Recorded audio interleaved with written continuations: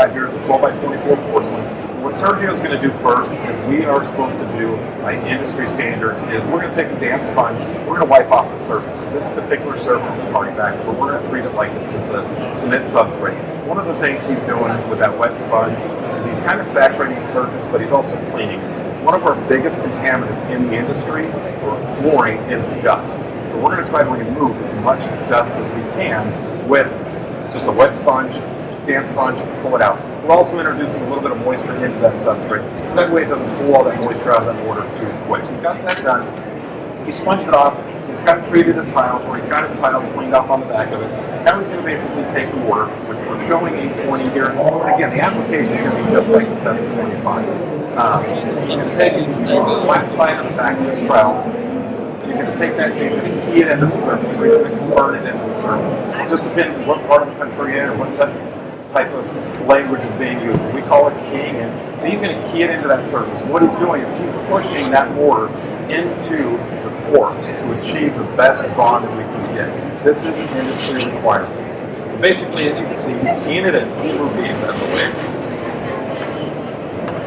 He's keying that in and making sure that we're going to achieve that best bond. So once he's got it keyed in, and it's not like putting a cake down. You're hearing it, I can hear him doing it here. You're scratching into it, you're really pushing it in. So he'll take that, and then he's going to flip his trowel over, and he's going to go ahead and make his trowel marks. This particular tile is a 12 by 24 porcelain tile, and if we're setting this tile this direction on this board, his trowel marks want to be exactly, he just showed us. And we want to be going towards him, so they're going to be vertical to where he's standing, so that way we achieve maximum coverage.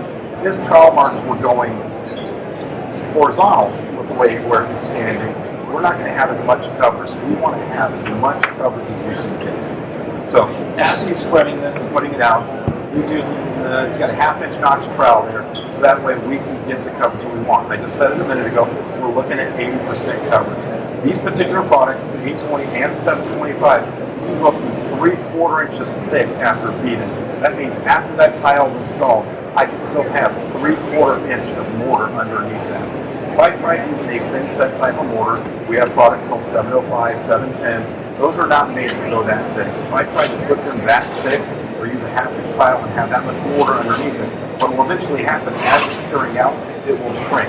Then you'll end up with lippage. So using an LHT type of mortar will allow you to make adjustments. You can have a nice thick bed up underneath it and be able to avoid that lippage.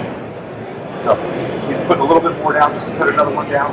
If you guys have any further questions, you're more than welcome to stop by and ask somebody at the Merkrete booth. Please come by, take a look, ask us about our dustless technology, ask us about the new 725 mortar. We appreciate your time. Thank you very much.